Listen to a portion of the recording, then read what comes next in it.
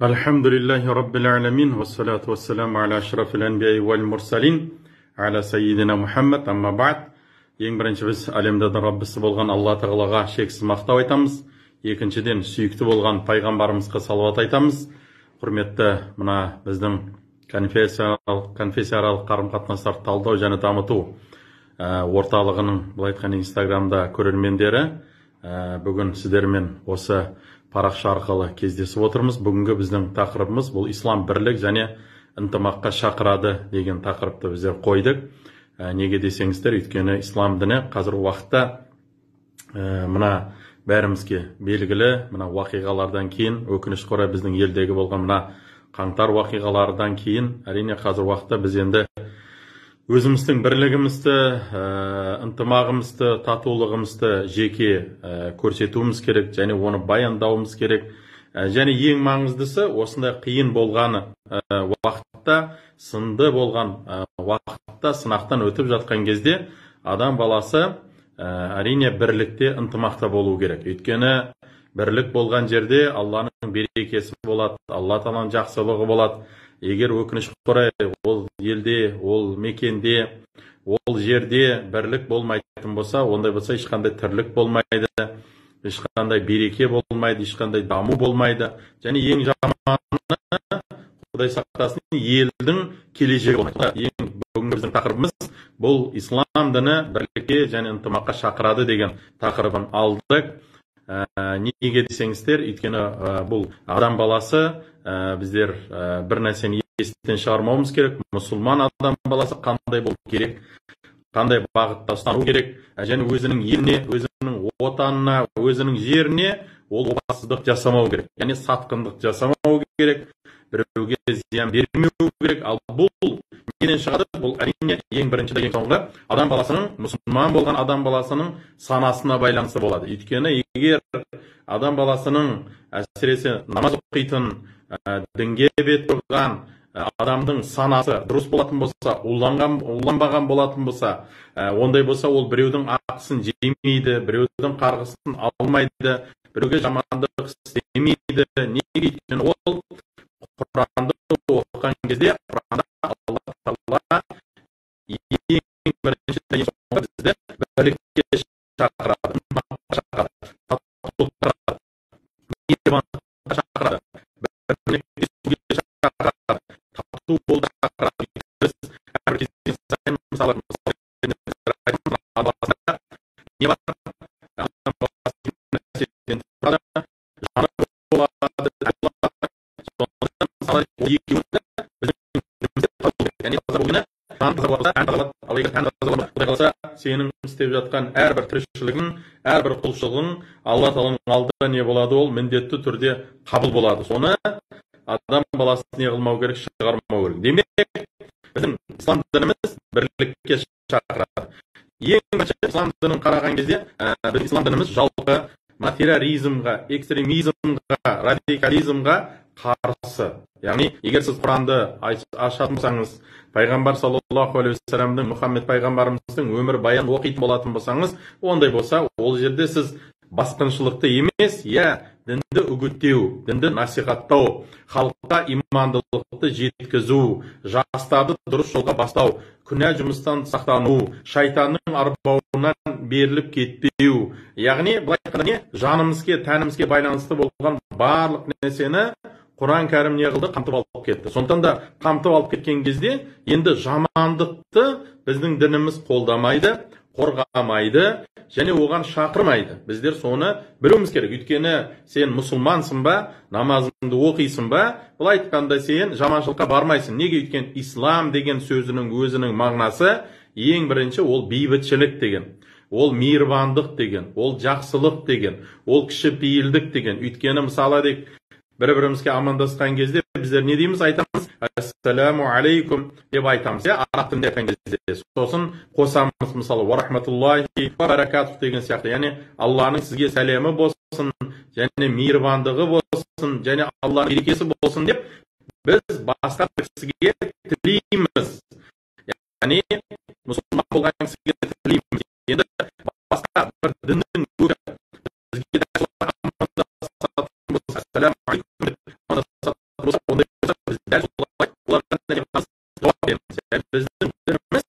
адам неге шақырады? Жақсылыққа шақырады. Өйткені ислам деген сөздің өзі ол бейбітшілік деген мағынасында келіп отыр. Өйткені ондай болса, сен басқа бір адамға нені тілейсің, сен жақсылықты тілейсің, сен бейбітшілікті тілейсің, сен жақсылықты тілейсің, соған жамандықтан алыс болсаң, сен қалап, ассаляму алейкум, немесе саған амандасқан кезде, яғни саған да сәлем болсын, саған да бейбітшілік болсын, амандасқан кезде біздер де не қыламыз? Ва алейкумассалям деп, яғни саған да соны қалаймын, саған да соны тілеймін деген мағынада біз не қыламыз? Жауап береміз. Демек, ең бірінші ислам дініміз бізді бірлікке шақырады. Яғни адам баласын бірлік деген мағынасы ол, яғни халықтардың арасында татулыққа шақырады. Яғни ұлтына қарамай, дініне қарамай, адам ретінде сен құрметтеуің керек. Неге? Өйткені сен мұсылмансың. Мұсылман болдыңға, демек сен біреудің ақысын жемейсің, біреудің қарғысын алмайсың, біреудің былай айтқанда жолын кеспейсің. Неге? Сен білесің, есеп қисап бар, Алла тағала көріп тұр, Алла тағала біліп тұр, және ешкім, және еш нәрсе Алладан не болмайды, былай айтқанда құпия бола алмайды. Яғни Алланың қалауынан, Алланың білімінен сен шығып кете алмайсың. Сондықтан да ең бірінші мен мұсылман адам баласы бірлікке шақырады. Бірлікке шақырады деген мағынасы, яғни біз бір-бірімізге жақсылықты тілейміз.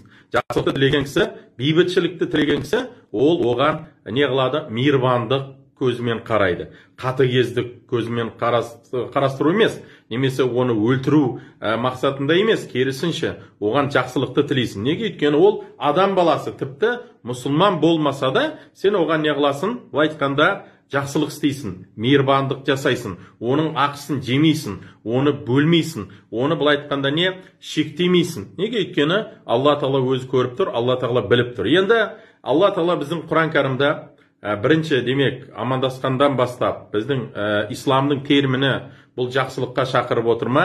Екіншіден біздің дініміз Алла Құран кәрімде айтады: "Вa'тасиму бихаблиллахи жами'ан ва ла тафаррақу" дейді. Иман келтірген адамдар, немесе мұсылмандарға бұл жерде айтылады көбінше, не қылыңдар дейді? Ислам дініне, ислам дінінің жібіне жабысыңдар және бөлінбеңдер дейді. Сонда мысалы дек бұл жерде айтып отырған мақсат, кейбіреулер айтуы мүмкін, ол жерде тек қана кімдерді айтып отыр, тек қана мұсылмандарды айтып отыр, ол жерде басқа діндің өкілдерін айтпай отыр деген уәжді айтуы мүмкін. Бірақ Алла тағала басқа бір аятында не деді? "Я айюханнас инна халақнакум мин закарин ва унса ва жаалнакум шууба ва қабайла литаарафу инна акрамакум индаллахи атқакум" дейді. О адамдар, әрине Алла тағала сендерді бір адам мен хауадан жаратты. Яғни бір ер мен бір әйелден жаратты, және сендерді халықтарға, руларға, тайпаларға бөліп тастады.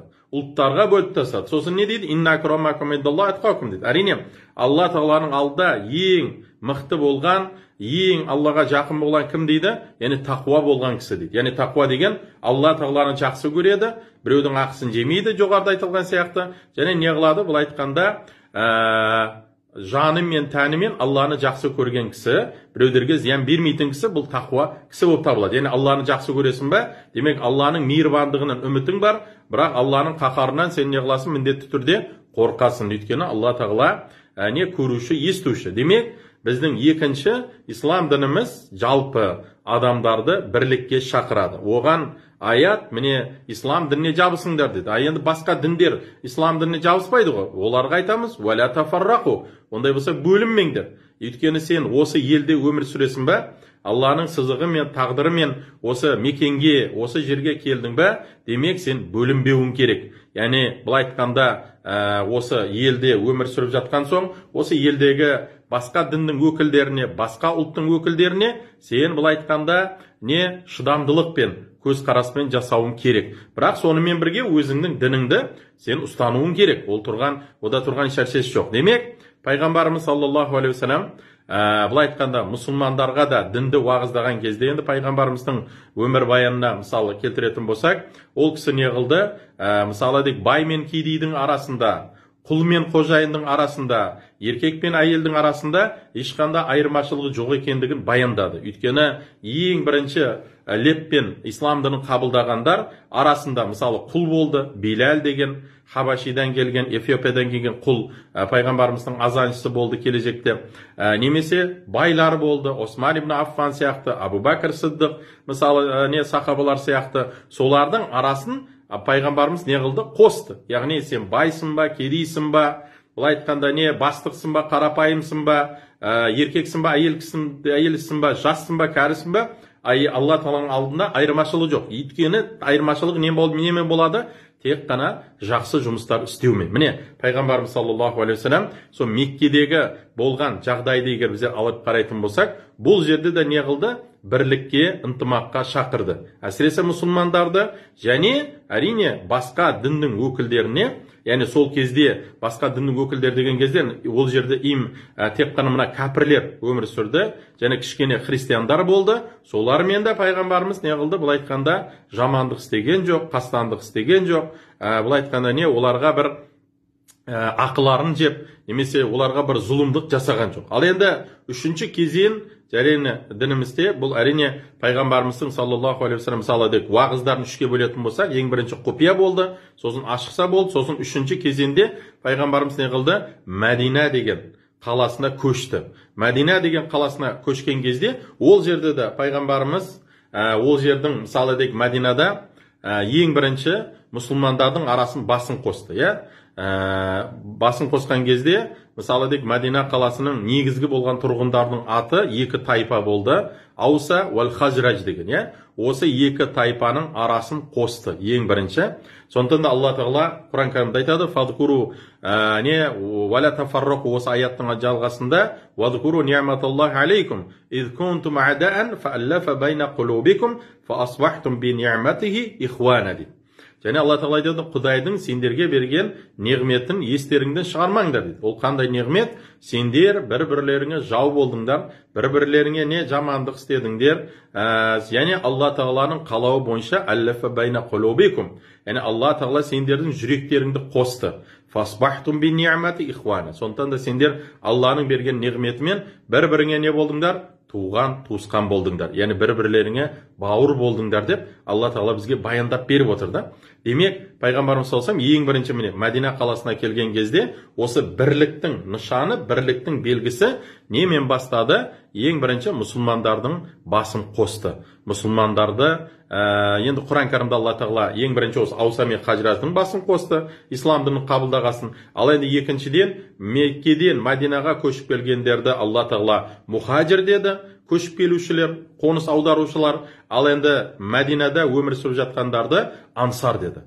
Сонда мысалы көшіп келген кісі өкінішке орай өзінің үйін, затын ол тастап кетті, Меккеде сата алмады. Сондықтан да былай айтқанда төмен жағдаймен келген кезде Алла Тағала Мәдинадағы өмір сүріп жатқан мұсылмандарды ансар деді. Ансар деген көмек беруші, қол ұшын созушы. Былай айтқанда бауырына әрқашан әр кезде жанымен, тәнімен көмектесетіндерді ансар деп айтты. Яғни ансар деген бұл көмек беруші, қол созу, адам қиналып жатқан кезде қолын созушы деді. Міне, бұл жерде егер біздер байқайтын болсақ, пайғамбарымыз саллаллаху алейхи вассалам ең бірінші мұсылмандардың арасын біріктірді. Яғни араларында бірлік болсын, ынтымақ болсын деді. Сондықтан да қазақ атам айтады ғой: іштен шыққан жау жаман дейді. Яғни ең жаман жау ол сырттан келмейді. Ең жаман жау өзіміздің арамыздан шығады. Сондықтан да ең бірінші біз біреуге бір нәрсе айтпастан бұрын өзіміздің бірлігімізді,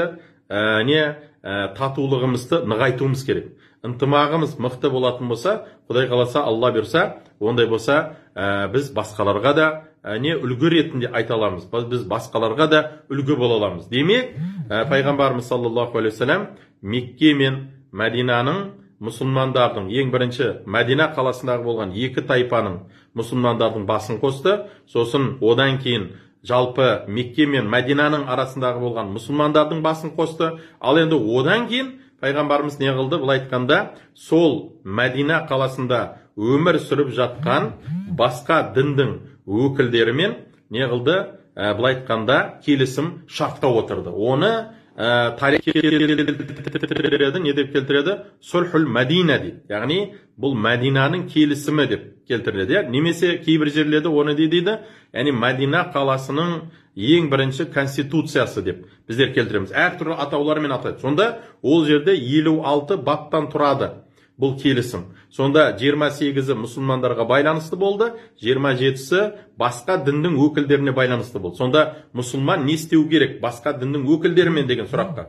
Сонда олардың бәрі бір нәрсеге келісті. Қандай нәрсеге? Яғни бұл Мәдина қаласы бәріміз үшін бірдей болған мекен. Яғни Мәдина қаласына егер сырттан бір жау шабатын болса, айырмашылығы жоқ. Сендердің жауларың біздің жауымыз, біздің жауымыз сендердің жауларың деген сияқты осы принциппен пайғамбарымыз салсам не қылды? Сол келісім шартқа қол қойылды. Солардың ішінде былай айтқанда дінге бір-біріне араласпаушылық, яғни бір-біріне еркіндік беру, ләкум динукум валия дин, яғни сендердің діндерің өздеріңе, біздің дініміз өзімізге деген принципқа сәйкес не қылды? Оларға бір зорлық, зомбылық көрсетіп, ислам дінін қабылдатқызу, немесе ұру, соғу деген сияқты ондай принциптардан сол келісімде алып тасталынды. Міне, бұл да дәлел болады, бұл да айқын мысал болады. Неге? Яғни пайғамбарымыз саллаллаху алейхи вассалам осы мұсылмандардың басын қосу арқылы және не қылды? Былай айтқанда басқа діндің өкілдері өмір сүріп жатқан Мәдинадағы кісілермен де тату өмір сүруге шақырды. Яғни татулыққа бекітті. Сол татулықты не қылды? Былай айтқанда пайғамбарымыз саллаллаху алейхи вассалам соны келісім шартпен, ауызша емес, керісінше не келісім шартқа қол қою арқылы соны бекітті. Демек, міне бұл мысал бізге бола алады. Қандай мысал? Яғни біздерде міне былай айтқанда осы Қазақстанда өмір сүреміз ба, басқа діндің өкілдері өмір сүреді бұл жерде. Мысалы дек солармен тату болу, оларды былай айтқанда егер көмектесу, олармен да не мейірбандық жасау, оларға да не болысу, ол да біздің міндетіміз. Яғни және ең маңыздысы оларға зиян бермеу. Яғни кім болса сол болсын. Қандай жағдай болмасын, біздер не қылмауымыз керек? Ешқашан еш уақытқа біреуге зиян бермеуіміз керек. Осы нәрседен біздер не қылуымыз керек? Өте сақ болуымыз керек та. Демек, пайғамбарымыз саллаллаху алейхи вассалам бізге үйретіп беріп кетті. Міне қалай адам баласы өмір сүру керек басқа діндің өкілдерімен. Егер біздің дініміз зорлық діні болған кезде, зомбылық діні болған кезде, қазіргі кейбіреулердің айтқаны секілді мына экстремизмға, радикализмға, терроризмға шақырған дін болған болса, ондай болса пайғамбарымыз салсам ондайға бармаушы еді. Керісінше пайғамбарымыз қандай жолды таңдады? Яғни мейірбандық болған жолды таңдады. Ал енді Құран кәрімдағы келтірген ол аяттар, мына жихад туралы, өлім туралы, жаумен соғысу туралы, бұл әрине бұл аяттар бар, бірақ ол өз орында қолданылады. Оны әрбір адам баласы өзінше бұрмалап, өзінше қолданатын болса, Құдай сақтасын, бұл адасушылыққа алып бару мүмкін. Демек, құрметті ағалар, апалар, біздің дініміз бізді бірлікке, бізді ынтымаққа, бізді татулыққа шақырады. Осы елде өмір сүріп жатсын ба, пайғамбарымыздың саллаллаху алейхи вассалам міне былай айтқанда мұсылман деген кім? Мұсылман басқа бір мұсылманға, басқа бір хадисінде басқа бір адамға тілі мен қолы мен зиян бермейтін адам баласы деді.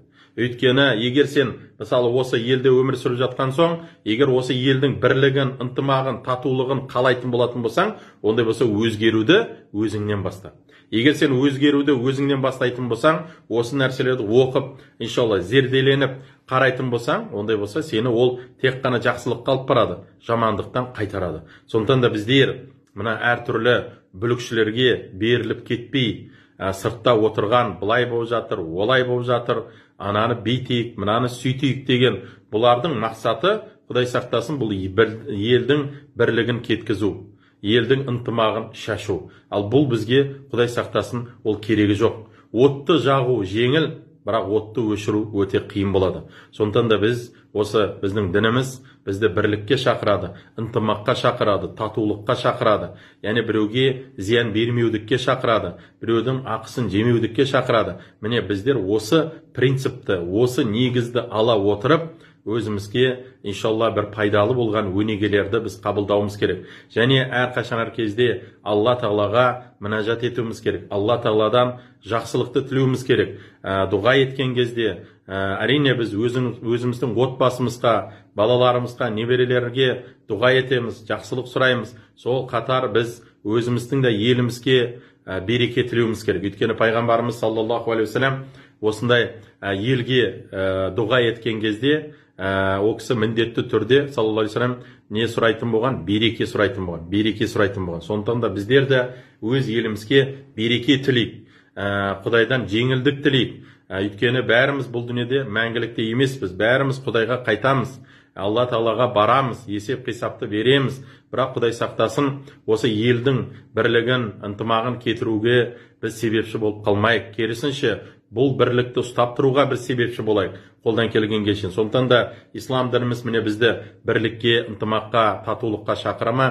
Демек біз намаздарымызда, құлшылықтарымызда осы нәрсені Құдайдан сұрауымыз керек. Осы нәрсеге біз әрекет етуіміз керек. Ал Құдай сақтасын, бұзу оңай, бірақ оны құру, қайтадан өз қалпына келтіру, ол кішкене уақыт алады, жігер алады деген сияқты. Сондықтан да біз осы нәрселерден сақ болайық. Ең бірінші өзгеруді өзімізден бастап, өзгеріп, Құдай қаласа, жақсы жұмыстарды істейтін болсақ, иншалла, біреуге зиян бермейтін болсақ, біреудің ақысын жемейтін болсақ, біреудің қарғысын алмайтын болсақ, қолдан келгенге шейін, ондай болса Алла Тағала міндетті түрде біздің жолымызды ашады, бізге күш қуат береді. Сондықтан да Алла қабыл етсін.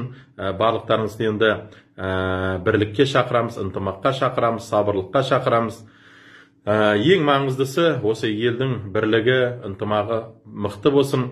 Және Алла Тағала біздің дәрежемізді көтерсін. Әртүрлі бүлікшілерге және бір рет айтамын, ермеңіздер. Алла Тағала Құран кәрімде бізге айтады: «Аль-фитнату ашадду минал қатл». Яғни бұл фитна шығару, бүлік шығару, бұл өлімден де қаттылау дейді, жамандау дейді. Сондықтан да біз ондайларға берілмейік. Иншалла, біреуге зиян бермейік. Керісінше еңбек етейік. Бәрін заңды түрде шешуге әрекет етейік. Егер бәрін заңды түрде шешетін болсақ, Алла Тағала міндетті түрде дұға тілектерді қабыл етеді. Сондықтан да аман болыңыздар. Алла дұға тілектерді қабыл етсін. Әрбір шаңыраққа береке тілейміз. Еліміз аман болсын, жұртымыз тыныш болсын. Алла Тағала осы елдің ішін даудан сақтасын, сыртын жаудан сақтасын. Отбасыларымызға амандық тілейміз иншалла. Бір-бірімізге ренжімейік, бір-бірімізге кешірімді болайық. Сонымен қатар әрине күнә жұмыстардан сақ болайық. Біреуге зиян берудіктен, әсіресе басқа діндің, басқа ұлттың өкілдеріне зиян берудіктен біздер өте сақ болайық иншалла. Алла дұға тілектерді қабыл етсін. Аман болайық. Ассаламу алейкум ва рахматуллахи ва баракатух.